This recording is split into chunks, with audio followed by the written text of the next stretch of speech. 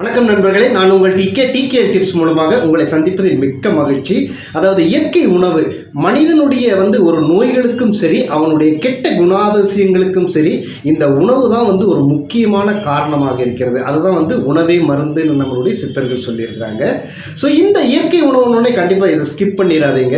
ஏன்னா இயற்கை உணவுனோட எல்லாருக்கும் தெரியும் சார், இதெல்லாம் நாட் பாசிபிள். இந்த இயற்கை, அதாவது இன்னைக்கு வாழ்ந்து கொண்டு இருக்கிற இந்த காலகட்டத்தில் நீங்கள் சொல்கிறீங்க இயற்கை உணவுன்ட்டு 3 வேளையும் சமைக்காத காய்கறிகளையோ அல்லது சாலடையோ 3 வேளையை சாப்பிட்றது இன்றைய சூழ்நிலைக்கு ஒத்து வராத காரியம் சார். அது ரொம்ப கஷ்டம். ஏன்னா நம்ம பழைய தலைமுறையாக சமைத்த உணவையே சாப்பிட்டு அதற்கு அடிமையாகி இருக்கிறோம் அப்படின்னு நீங்கள் சொல்கிறது எனக்கு கேட்குது. ஸோ கண்டிப்பாக நான் முழு நேரமாக 3 நேரமாகவும் உங்களுடைய தினசரி உணவுகளை சேர்த்துக்குங்கன்னு சொல்கிறேன். நான் அட்லீஸ்ட் ஒரு முறையாவது, ஒரு வேளையாவது, அல்லது நீங்கள் ஒரு சின்ன விஷயத்தில் கூட நம்ம இயற்கையான உணவை கொஞ்சம் கொஞ்சமாக, அதாவது வாழைப்பழத்தில் ஒரு ஊசியை ஏற்றுவதை போல் நீங்கள் கொஞ்சம் கொஞ்சமாக சேர்த்துட்டு உங்களுடைய சந்ததியினருக்கும் உங்களுடைய குழந்தைகளுக்கும் இந்த மாதிரி உணவு முறைகளை கற்றுக் கொடுத்து வந்தீர்களே, ஆனால் நாம் வருங்காலத்தில் வரப்போகும் காலத்தில் ஒரு ஆரோக்கியமான சமுதாயத்தை படைப்போம். இதனுடைய ஒரு பாடல் இருக்குது. அதாவது காலையில் இஞ்சி, கடும்பகல் சுக்கு, மாலையில் கடுக்காய், மண்டலம் உண்ண கோலையூன்றி நடந்த கிழவனும்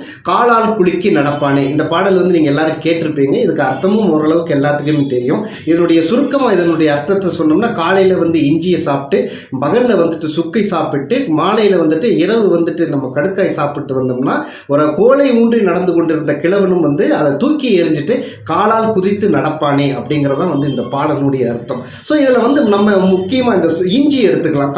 காலை இஞ்சி அப்படின்னு சொல்லியிருக்கிறாங்க சித்தர்கள். ஸோ காலையில் எப்படி சார் இஞ்சியை சாப்பிட்றது? இதை பச்சையை சாப்பிட முடியுமா? இந்த இஞ்சியை தவறான முறையில் நம்ம பச்சையை சாப்பிட்டு வந்தோம்னா கண்டிப்பாக உங்களுடைய குடல் எல்லாமே வெந்து புண்ணாகிடும். இதை தப்பான முறையில் உபயோகிக்கக்கூடாது. இந்த இஞ்சியை ஒரு எளிய முறையில் குழந்தைகளும் விரும்பி சாப்பிடக்கூடிய வகையில் நம்ம தயாரிப்பது எப்படி?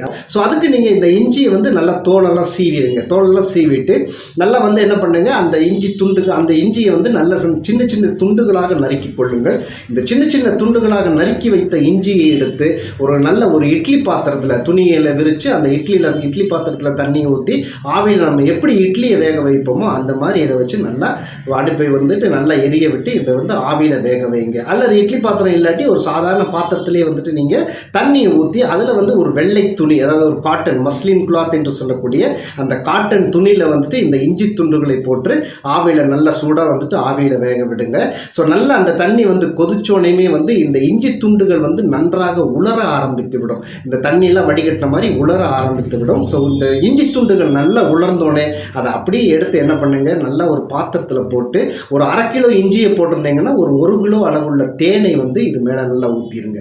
நல்லா ஊற்றிட்டு ஒரு வாரம் இந்த இஞ்சி துண்டுகளை ஊற வைத்து விடுங்கள். ஸோ இந்த ஊற வச்சுட்டீங்கன்னா நீங்கள் 1 வாரம் கழித்து இந்த இஞ்சி துண்டுகளை எடுத்தீங்கன்னா ஒரு அருமையான இயற்கையான இஞ்சி சாக்லேட் ரெடி. ஸோ இந்த இயற்கை சாக்லேட்டை இந்த இஞ்சி சாக்லேட்டை எல்லாரும் பெரியவர்கள் முதல் சிறியவர்கள் வரை காலையில் ஒரு 3 துண்டுகள் அதாவது எம்டி ஸ்டமக், காலி வயிற்றில் காலையில் எந்திரிச்சோடனே உங்களுடைய கடல் எல்லாம் முடிச்சுட்டு எம்டி ஸ்டமக்கில் இது ஒரு 3 துண்டை சாப்பிட்டு வாங்க. இதனுடைய பலன்கள் மிக மிக அற்புதமானவை.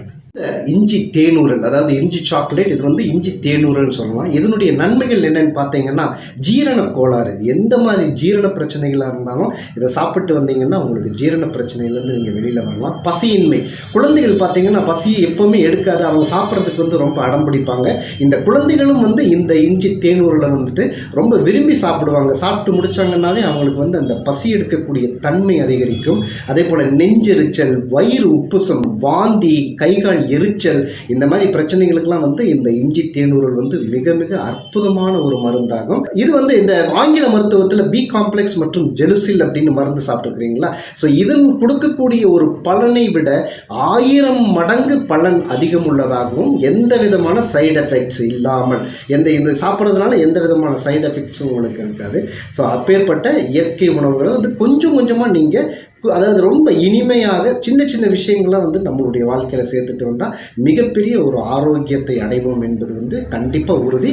இந்த இன்ஃபர்மேஷன் உங்களுக்கு பிடிச்சிருந்துச்சுன்னா லைக் பண்ணுங்கள், ஷேர் பண்ணுங்கள். மீண்டும் அடுத்த ஒரு நல்ல நிகழ்ச்சியில் உங்களை சந்திப்பது உங்கள் TK.